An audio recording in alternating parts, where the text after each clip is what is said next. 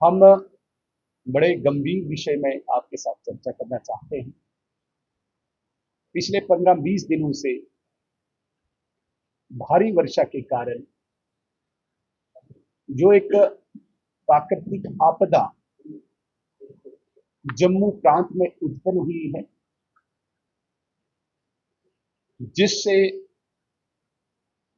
जनजीवन प्रभावित हुआ है।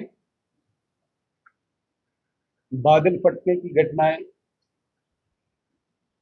भूस्खलन की घटनाएं, नदी नालों को उफान पर आने से जनजीवन प्रभावित हुआ है। और विशेषकर जम्मू प्रांत में सामाजिक, आर्थिक और जिसे हम कहेंगे सामान्य जीवन अस्त व्यस्त हुआ है। और इन घटनाओं से मानव जीवन, सड़कें, विद्युत, बिजली, पेयजल, पीने का पानी और सरकारी ढांचे सारे ही प्रभावित हुए, जिसकी शुरुआत 14 अगस्त को एक लोकप्रिय जम्मू कश्मीर की यात्रा मचेल और मचेल के इस रूट पे जसोटी के एक गांव में बादल फटने से हुई। उसके तुरंत बाद 16 अगस्त को कठुआ में बादल फटने से हुई। 24 से 26 अगस्त को लगातार हैवी रेनफॉल से हमारा पूरा जम्मू जिला, सांबा, उधमपुर, रियासी, इन जिलों में भारी तबाही हुई। 30 अगस्त को दो जगह बादल फटने से फिर मानव जीवन को क्षति पहुंची, जिसमें रियासी के महौर में और रामबन के राजगढ़ में। तो लगातार अगर इन परिस्थितियों को हम देखें तो जितना दायित्व भारतीय जनता पार्टी का संगठन के नाते और भारतीय जनता पार्टी द्वारा हमारे विधायक जो जनप्रतिनिधि हैं, जो दायित्व इनके कंधों पे था, बखूबी निभाया। आपने देखा हमारे सारे विधायक ग्राउंड पे उस बारी बारिश में लोगों के बीच में रहे, समाज के बीच में खड़े रहे और जितना यथाशक्ति एक विधायक कर सकता था, विधायकों ने किया। रेस्क्यू को लेके, रिलीफ को लेके विधायकों ने सराहनीय कार्य किया। और इसे हम कोई एहसान भी नहीं मानते हैं किसी जनता पर। ये दायित्व था पार्टी का, पार्टी के प्रतिनिधियों का, जो बखूबी निभाया। लेकिन सिर्फ यहीं पे नहीं रुके, क्योंकि जम्मू कश्मीर सरकार जिनके हाथ में इस वक्त एसेंशियल कमोडिटीज, एसेंशियल एमिनिटीज हैं, उनसे भी लगातार हमारे विधायकों ने सरकार से भी समय पर उनसे बातचीत करके लोगों की समस्याओं के समाधान के लिए उन्हें अवगत कराया। चाहे वो चीफ मिनिस्टर साहिब थे, चाहे वो मिनिस्टर साहिबान थे, चाहे वो ऑफिसर्स थे, हमारे विधायकों ने लगातार संपर्क करके जहां जहां पे समस्याएं थी, समस्याओं से अवगत कराया और खुद भी कोशिश की ऑफिसर्स से मिलकर कि जो एसेंशियल कमोडिटीज जो रेस्क्यू और रिलीफ में चाहिए वो वहां पे पहुंचे। काफी हद तक विधायकों के प्रयास से कुछ रेस्क्यू और रिलीफ हो पाया, लेकिन हमें अफसोस इस बात का, जिस स्तर पे प्रदेश सरकार ने इस आपदा में, इस त्रासदी में, इस आपदा और इस त्रासदी में सहयोग करना चाहिए था, अपनी गंभीरता दिखानी चाहिए थी, वो गंभीरता हमें देखने को नहीं मिली। जम्मू कश्मीर प्रदेश सरकार ने जम्मू प्रांत के साथ, मैं आज कोई राजनीतिक बात नहीं करूंगा, लेकिन एक मन की व्यथा जरूर आपके समक्ष रखूंगा। एक भेदभाव पूर्ण रवैया रख के, एक आईवाश, एक लिप सर्विस, जहां पर पूरे जम्मू क्षेत्र में इस वक्त, जम्मू जिला में विशेषकर पानी की किल्लत है, बिजली की किल्लत है, सड़कों की किल्लत है, और ये सारा जो विभाग हैं, सारे विभाग जो हैं, ये जम्मू कश्मीर प्रदेश सरकार के अधीन आते हैं। कहीं पे भी हमें सरकार की गंभीरता नहीं लगी, जिसमें उन्होंने डे नाइट कोई काम करके दिखाया हो कि यहाँ पे लोगों की जो समस्याएं हैं उनका समाधान हो पाए। इसका हमें बहुत अफसोस है। लेकिन साथ साथ केंद्र सरकार ने जिस प्रकार से तत्परता से अपनी गंभीरता दिखाई है, आपने लगातार देखा होगा माता वैष्णो देवी के मार्ग पे जो भूस्खलन हुआ, वहां पे जिस प्रकार से 30 से 35 लोगों की जानें चली गई, कुछ लोग घायल हो गए, उनके प्रति यहाँ पे एलजी एडमिनिस्ट्रेशन ने एक गंभीरता प्रकट करते हुए जितना वहां पे हो सके वो कार्य किया, और वो जो घायल थे उनके उपचार के लिए भी उचित जो कार्रवाई करनी थी वो हुई। साथ साथ आपने देखा होगा आदरणीय रक्षा मंत्री स्वयं जो प्रभावित क्षेत्र का दौरा करने के लिए आए थे, राजनाथ सिंह जी, उस दिन भी भारी बारिश के कारण वो उस क्षेत्र पे नहीं पहुंच पाए, लेकिन जम्मू में घायलों का उपचार जानने के लिए पहुंचे। इसके अतिरिक्त ऑफिसर्स के साथ मीटिंग करके प्रभावित क्षेत्र के लोगों के साथ मिलकर जितना केंद्र सरकार ने करना चाहिए था वो किया।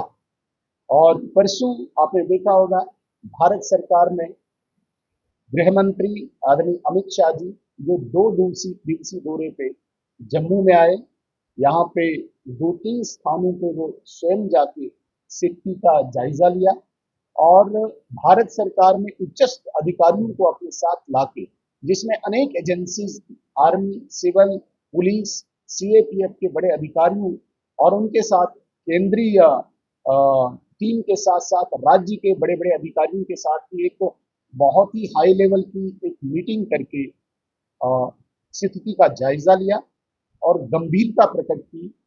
आदरणीय एलजी महोदय, आदरणीय मुख्यमंत्री जी भी उसमें मौजूद रहे और जो उनको दिशा निर्देश देने थे वो वहां पे दिए। सिर्फ इतना ही नहीं, हमारी एक टीम जिसमें विधायक थे, प्रभावित क्षेत्रों के विधायक थे और सीनियर ऑफिस लीडर्स के साथ भी मिलके उन्होंने पार्टी को निर्देश दिए कि लगातार अपने ग्राउंड में अभी कार्य करना होगा, समाज में खड़े रहना होगा। सभी विधायकों को आदरणीय गृह मंत्री जी का निर्देश रहा कि 4, 5, 6 तारीख को प्रभावित क्षेत्रों में जाके अनेक स्थानों पे आप प्रभावित और पीड़ित लोगों के साथ संवाद करें। 9 तारीख को डॉक्टर्स और दवाइयां अरेंज करके मेडिकल कैंप्स लगाएं। 10 और 11 तारीख को सभी स्थानों पे जाके वहां पे स्वच्छता का अभियान चला। इसके अतिरिक्त चूंकि सारे विधायकों की एक व्यथा है कि बहुत सारे ऐसे घर हैं जिनमें पानी जाने के कारण उनकी बिलोंगिंग्स जो थी वो नष्ट हुई हैं। इलेक्ट्रॉनिक गैजेट्स हैं, बिस्तर हैं, बाकी किचन का सामान है और घर बिल्कुल तबाह हुए हैं। एक विधायक जिसकी जो निधि 4 करोड़ रुपए की है, उसमें अभी कोई प्रोविजन नहीं है कि हम डायरेक्टली उन परिवारों को वो जो नुकसान हुआ है उसकी भरपाई के लिए दे पाए। इसलिए आदरणीय गृह मंत्री के आदेश के अनुसार सब विधायकों ने 1-1 करोड़ रुपया, 28 विधायक हमारे हैं, 28 करोड़ रुपए अपने निधि से निकाल के हम ज्वाइंटली सरकार से आग्रह करेंगे, जिसमें विधायक थे, प्रभावित क्षेत्रों के विधायक थे और सीनियर ऑफिस लीडर्स के साथ भी मिलके उन्होंने पार्टी को निर्देश दिए कि लगातार अपने ग्राउंड में अभी कार्य करना होगा, समाज में खड़े रहना होगा। सभी विधायकों को आदरणीय गृह मंत्री जी का निर्देश रहा कि 4, 5, 6 तारीख को प्रभावित क्षेत्रों में जाके अनेक स्थानों पे आप प्रभावित और पीड़ित लोगों के साथ संवाद करें। 9 तारीख को डॉक्टर्स और दवाइयां अरेंज करके मेडिकल कैंप्स लगाएं। 10 और 11 तारीख को सभी स्थानों पे जाके वहां पे स्वच्छता का अभियान चला। इसके अतिरिक्त चूंकि सारे विधायकों की एक व्यथा है कि बहुत सारे ऐसे घर हैं जिनमें पानी जाने के कारण उनकी बिलोंगिंग्स जो थी वो नष्ट हुई हैं। इलेक्ट्रॉनिक गैजेट्स हैं, बिस्तर हैं, बाकी किचन का सामान है और घर बिल्कुल तबाह हुए हैं। एक विधायक जिसकी जो निधि 4 करोड़ रुपए की है, उसमें अभी कोई प्रोविजन नहीं है कि हम डायरेक्टली उन परिवारों को वो जो नुकसान हुआ है उसकी भरपाई के लिए दे पाए। इसलिए आदरणीय गृह मंत्री के आदेश के अनुसार सब विधायकों ने 1-1 करोड़ रुपया, 28 विधायक हमारे हैं, 28 करोड़ रुपए अपने निधि से निकाल के हम ज्वाइंटली सरकार से आग्रह करेंगे कि इसमें उन लोगों को जिन लोगों के घरों में उनकी बिलोंगिंग्स नष्ट हुई है, तबाह हुई है, उनका सामान नष्ट हुआ है, उसके लिए सरकार इस एसडीआरएफ में जो पैसा भारतीय जनता पार्टी के 28 विधायक देंगे उसमें कोई प्रोविजन निकाल के उनको वो पैसा दे। ये हम आग्रह करेंगे और लिखित रूप से भी सरकार को भी कहेंगे। जहां तक बात आती है केंद्र सरकार की, केंद्र सरकार ने आपने देखा होगा, आपने सुने समाचार पत्रों से पढ़ा होगा, जो एसडीआरएफ अब यूटीडीआरएफ है, यूटीडीआरएफ में एक सेंट्रल शेयर होता है। सेंट्रल शेयर की भरपाई तुरंत भारत सरकार ने करके 209 करोड़ का अनुदान प्रदेश सरकार को देके लोगों तक पहुंचाने के लिए एक स्टेप की कार्रवाई की है।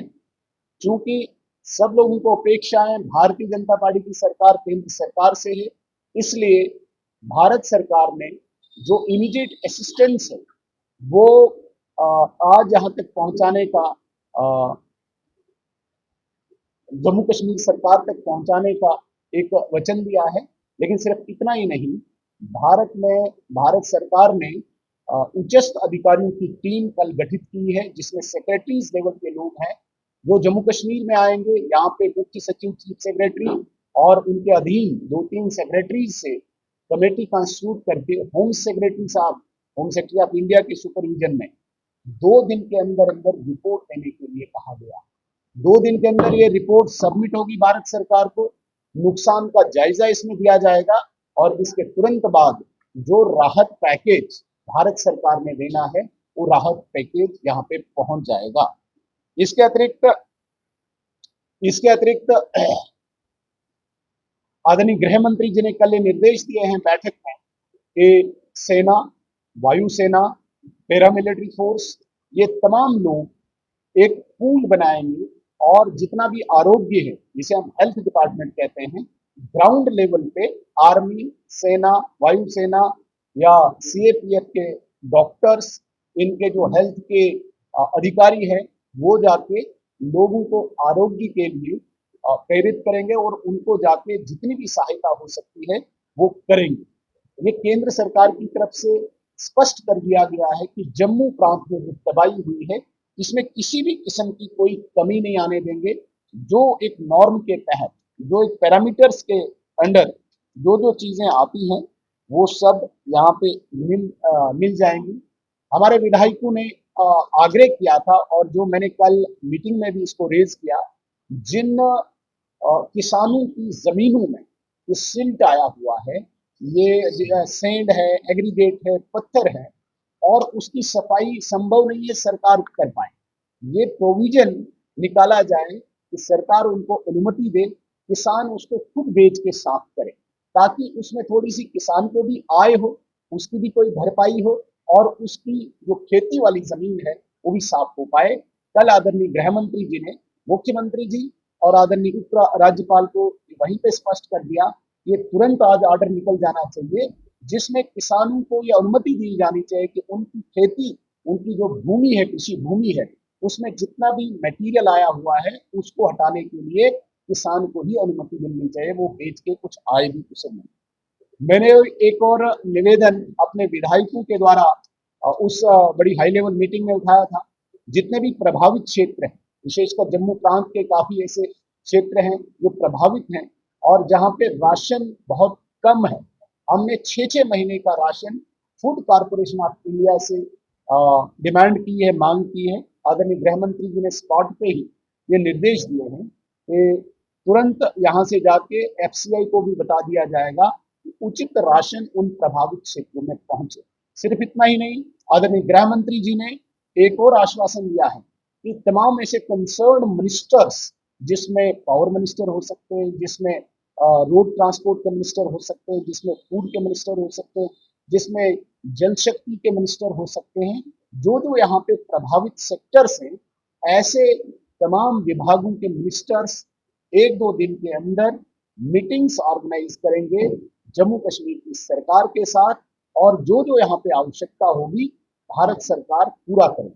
मैं अंत में, चूंकि मेरे और साथियों ने भी दो बिंदु बोलने होंगे, मैं अंत में फिर एक अफसोस अपनी तरफ से, पार्टी की तरफ से प्रकट करता हूं कि जिस प्रकार की तबाही, जिस प्रकार की परिस्थिति यहाँ पे उत्पन्न हुई है, प्रदेश सरकार ने इतनी गंभीरता नहीं दिखाई। ये स्पष्ट करता है कि प्रदेश सरकार नॉन सीरियस है जम्मू के प्रति, क्योंकि उनके अधीन जितने भी विभाग हैं, जिस स्पीड से उन्होंने काम करने चाहिए थे, बेसिक चीज जिसे हम पानी कहते हैं, डे नाइट काम करके वो पानी यहाँ पे दे सकते थे, वो असफल रहे हैं। इसका हमें बहुत अफसोस है। मैं निवेदन करूंगा, अगर आप अपने सपनों का आशियाना बना रहे हैं तो एराकॉट कंस्ट्रक्शंस है आपकी पहली पसंद, क्योंकि यहाँ सिर्फ टाइल्स, सैनिटरी और हार्डवेयर प्रोडक्ट्स की विशाल रेंज नहीं मिलती, बल्कि साथ में मिलते हैं ढेरों फ्री गिफ्ट्स, और वो भी हर शॉपिंग पर। एराकॉट कंस्ट्रक्शंस में ट्रेंडिंग और लेटेस्ट डिजाइनों की बड़ी रेंज है। एराकॉट कंस्ट्रक्शंस फिर ला रहा है अपने कस्टमर्स के लिए साल का सबसे बड़ा मौका। शॉपिंग करो और बन जाओ लकी विनर, क्योंकि इस बार इनाम सिर्फ ऑफर नहीं, एक जश्न है। और यही नहीं, इस बार आपको बिल्कुल नई Alto car, scooties, 10 smart mobile phone सहित अन्य शानदार इनाम जीतने का मौका भी मिल रहा है। तो देर किस बात की, आज ही आए एराकॉट कंस्ट्रक्शंस, जहां घर का सपना भी पूरा होता है और शॉपिंग बनती है फायदेमंद।